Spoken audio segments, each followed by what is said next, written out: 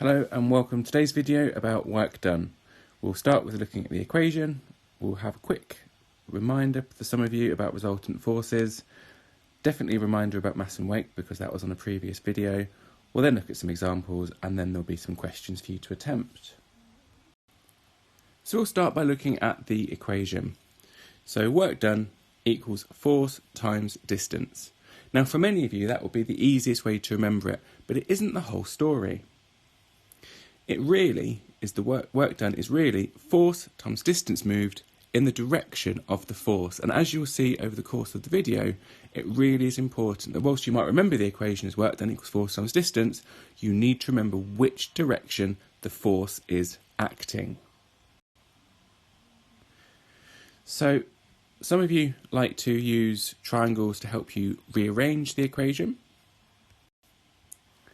So work done will go at the top. Now some people like to use W, or some people like to write WD for work done, doesn't really matter. And then force and distance, like so. Before we go any further, let's just focus in on what we mean by force and its resultant force. So we've got here a person pushing a really heavy box. So they'll apply a force forwards. So let's just say 50 newtons. But along the ground, there'll be some kind of resistance. There'll be a resistive force. So again, we can make up this number for this example. Let's call it 10 newtons.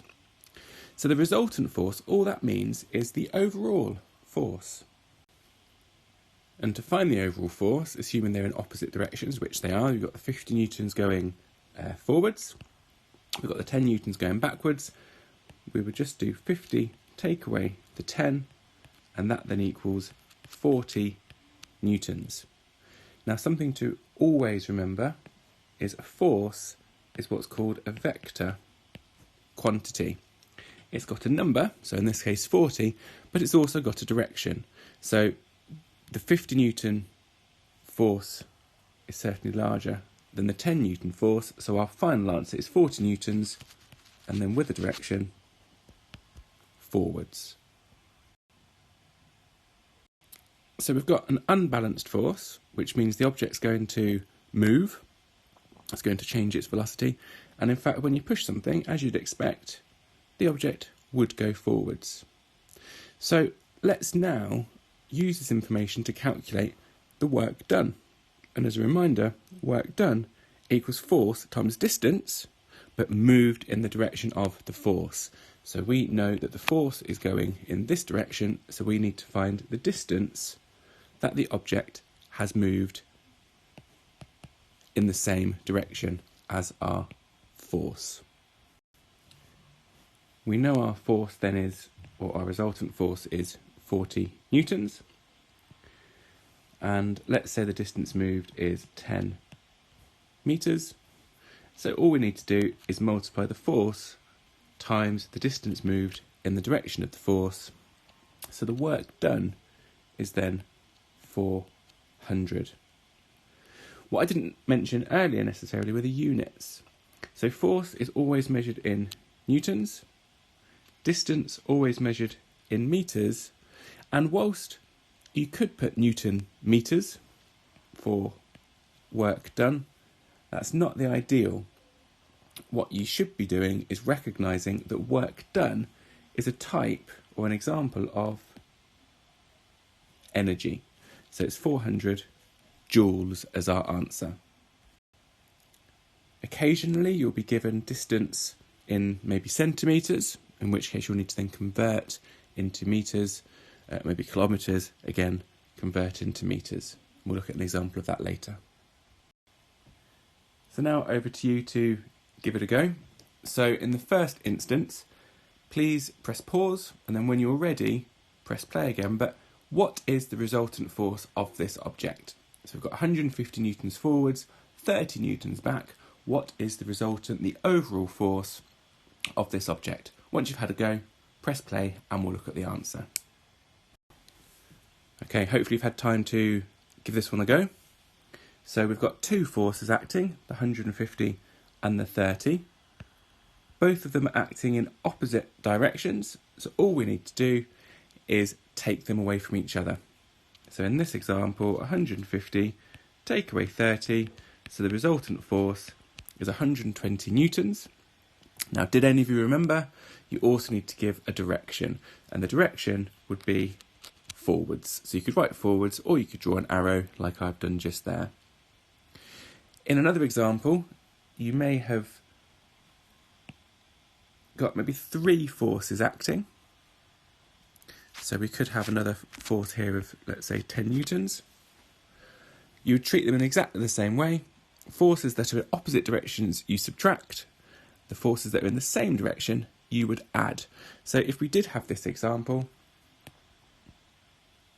all you would do first is add these two together because they're in the same direction. That's in the opposite direction. So it'd be 160 take 30, which would then give a resultant force of 130 newtons. So generally speaking, you'll just be given 2 forces, but if you are given an extra force in the same direction, you add them. But for now, let's go back to our original example, the 150 newtons forwards and 30 newtons back. So the other bit of information we need to know in order to calculate the work done is how far the box has moved. So what I'd like you to do now, please, is press pause, have a go at the question of calculate the work done, and then when you're ready, press play and we'll go through the answer. So hopefully you've given that a go. From earlier then, we need to remind ourselves of what the force is. So it's the difference between the two numbers because they're in opposite directions. So we've got a force of 120 newtons to the right. The distance moved is 25 metres. And as ever, you will need to use a calculator, probably. So 120 multiplied by 25. That then gives us an answer of 3,000. Now, hopefully you got that answer, but did you get the right unit? So from earlier, what was the unit for work done? Can you remember? Okay, so it's a type of energy. So we need to put the unit of joules. So our final answer, the amount of work done in moving the heavy box, 25 metres, is 3,000 joules. Before we look at more examples of work done, I just want to remind ourselves of what we mean by weight and mass. So the picture there is of a 20 kilogram mass. And on a previous video you will have seen this picture or one very similar. And what we say is, quite often, what is your weight? But as a reminder, anything that you put on scales and anything that measures in kilograms is in fact your mass. To find your weight, you need to do a calculation that's dependent on the gravitational field strength. So if we wanted to convert this 20 kilogram into a weight, we would need to do weight equals mass times gravitational field strength. So we know the mass is 20 kilograms, and the gravitational field strength on Earth sometimes is written as 10, but the real number to use is 9.8, but you'll be told the value to use in your exam. And again, you'll need to use a calculator to calculate the weight, but in this example, it's 196 newtons. So we've got a 20 kilogram mass, but the weight is 196 newtons. And the thing to remember is that weight is a type of force. And like all forces, it has a direction. And for most things, particularly on Earth, the direction of the weight is towards the centre of the Earth, and that's generally seen as downwards. So let's look at an example. We've got that heavy box back, but this time the person is lifting it up. So the heavy box has a force on it, and that's due to the object's weight, because gravity is pulling it down to the centre. So the direction of the force would be straight down. So if we're looking at the work done, and then it's force times distance moved in the direction of the force, well, the direction of the force is vertical. So this person has lifted up the box against the force due to gravity. So what we'll do now is have a look at an example where we've got a 150 Newton box that's been lifted up against gravity and it's moved 3 meters. So what I'd like you to do is calculate the work done, and then when you're ready, press play again and we'll go through the answer. Okay, so it's always worthwhile making sure you have the equation written down, so hopefully from memory, because it is one that you do need to remember. So we know the force, 150, and the distance moved is 3 meters. Now some of you might want to put that into a calculator, others will be able to do it in your head, but the work done is then 450, and then the unit, as a reminder, joules. So hopefully a lot of you got that one right. Now a sneaky question might be one like this, where you have a crane or you have something on a ramp. You need to be really clear about the direction that the objects are moving and against what force it's moving against or with. So the crane has picked up the car and it's raised it to about there. And what I'd like us to do now is look at how we'd calculate the work done by the crane from moving the object from the ground up to that particular height. So let's flesh this picture out with a question. So the mass of the car is 1,000 kilograms.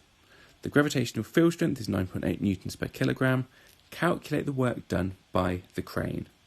And then we've got a series of dimensions. We've got 3 meters, 4 meters, and 5 meters because the crane has moved the car from there to there. Before we tackle this, let's just remind ourselves of the equation. So work done equals force times distance moved in the direction of the force. Okay, let's go back to the question. And you'll notice I've highlighted the word mass, because what we need is a force, and we've been given a mass. Now we have also been given the gravitational field strength. So sometimes you may need to use 2 equations. There's the work done one, but we also need to remember that there's a second equation that links the two, because weight is a type of force. So before we go any further, what I'd like you to do, please, is calculate the weight of the car. So we know its mass, we know its gravitational field strength, and we should be able to remember the equation. So when you're ready, press play, but calculate the weight of the car, please. Okay, hopefully you've given that one a go. So we can use the numbers. So the mass is 1,000, gravitational field strength is 9.8. So the weight of the car, because we can't have it in kilograms, we need it in newtons, because that's the force. So that's 9,800 newtons. So hopefully you got that one right. But we've got another part to the question, and that is to calculate the work done. Before we go any further, let's just focus in on our diagram around here. So whilst the car has moved from here to here, what direction are the forces in? So have a little think, which arrow, the blue, the red or the green, so the blue, the red or the green, which is the direction that the car has moved against gravity? Okay, which one did you go for? Did you go for blue? Green?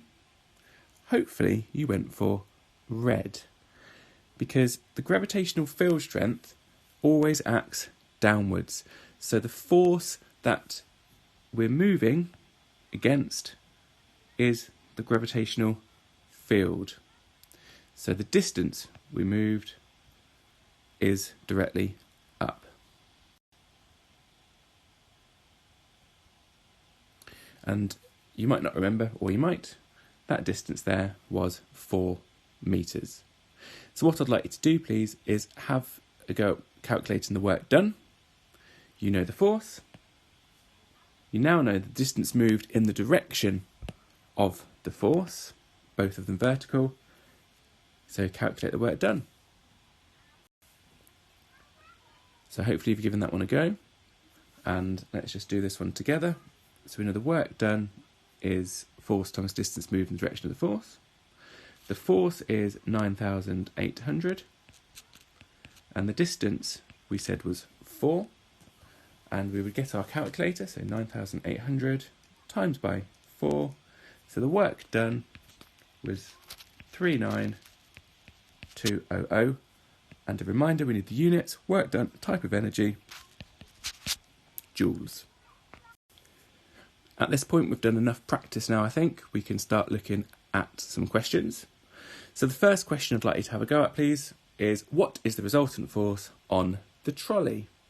So think back to the beginning of the video when we looked at resultant forces, have a go at the question, and when you're ready, press play and we'll go through the answer. Hello again, hopefully you've given that a go. So resultant forces, so that's the overall force. So we've got 50 newtons to the left and we've got 20 newtons to the right. Because they're in the same direction, I've added them together. So we've now got two forces acting in opposite directions. So 50 left, 20 right. And we can just do a quick calculation, 50 minus 20, and that gives us 30. Did you remember to put the arrow? Well done if you did. If you didn't, well, remember to put it. So we've got 50 newtons left as the bigger force, so it's 30 newtons left. Question 2. So a different trolley was pushed at a constant speed and moved 120 metres. Calculate the work done. So a couple of things you'll need for this are the equation. You'll need your knowledge about working out the resultant force. On the trolley there are different numbers, so do be careful. And then give it a go, and when you're ready, press play and we'll go through the answers. Okay, the first part is to work out the resultant force. So just like with the previous example, you've got two forces, but this time they add up to 30 newtons to the right. We've got 70 newtons to the left, so 70 take 30 gives us 40 newtons, and then that's to the left. So that gives us our force. We want to calculate the work done. For that, we need work done equals force times distance moved in the direction of the force. We know it's moved 120 metres, so we can therefore do 40 times 120. And that then gives us a work done of 4,800 joules. For question 3, hopefully you'll be able to do this one quite quickly by shouting out at the screen. What is the unit for work done? Did you say joules? I hope so. Work done, as a reminder, is a type of energy, and energy is measured in joules, capital J. On to question 4. A skater of mass 65 kilograms moved up a ramp. Calculate the weight of the skater, and the gravitational field strength is 9.8 newtons per kilogram. So again, press pause, and when you're ready, hit play, and we'll go through the answer. First of all, you need to think of an equation to use to calculate the weight. So weight equals mass times gravitational field strength. The mass is 65 and the gravitational field strength is 9.8. So we can put that into a calculator, 65 times 9.8, and that gives us a weight of 637 newtons. On to the next part. So this time I'd like us to calculate the work done. But before we do that, let's just focus on which distance we're going to use. We know the equation for work done, force times distance moved in the direction of the force.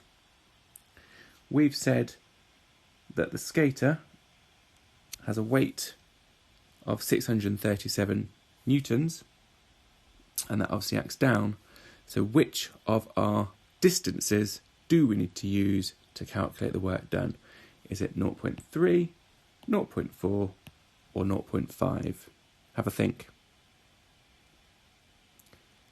If you said 0.5, unfortunately that isn't right. The real answer is the one against gravity in this example. So it's the 0.4 metres. So now you should be able to calculate the work done by the skater. So give it a go, and when you're ready, press play and we'll go through the answer. Okay, first thing to remember is the work done equation is force multiplied by distance moved in the direction of the force. The force we've already calculated, which is 637 newtons, and then we've chosen the right distance moved, which is 0.4. So we can put that into a calculator again, multiply the two together, and we've got 254.8 joules, or if we wanted to round it, we might just write 255 joules. Well, that brings us to the end of today's video. Hopefully you can remember the work done equals force times distance moved in the direction of the force equation. We also looked at the idea of adding forces if they're in the same direction, or taking forces away if they're in opposite directions, to find the overall or resultant force. A reminder of the difference between mass and weight. Mass, kilograms, weight is in newtons, and to calculate the weight, it's mass times gravitational field strength, which on Earth is 9.8 newtons per kilogram. And of course, weight is a type of force, which we can use in our previous equation. We went through some examples, and hopefully you did some of the questions with me. So well done, and see you next time.